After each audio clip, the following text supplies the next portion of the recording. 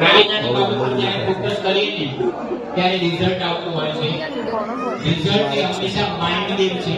વ્યક્તિના નેચરને જ્યારે તમે બદલો ને ત્યારે એના રિઝલ્ટમાં બદલાવ આવે. And it's a difficult task. બરાબર. અને અમારા ઈશ્વરના આશીર્વાદ છે. જન્મે બ્રાહ્મણ છું, કર્મે બ્રાહ્મણ છું. મને યાદ છે મારા દાદા પણ જૈન મુનિ મહારાજ હોય એમને સંસ્કૃતનું જ્ઞાન આપતા. ઈશ્વરની કૃપા છે અમારા પર કે અમને આ એક લાભો મળ્યો છે. અને ઈશ્વરની સાક્ષીએ કાર્ય કરે છે. ભગવાન અમને આવા સારા વિદ્યાર્થીઓ આપે છે. અમારા આ સારા રિઝલ્ટમાં જવાબદાર ખાલી અમે બધા નથી હોતા.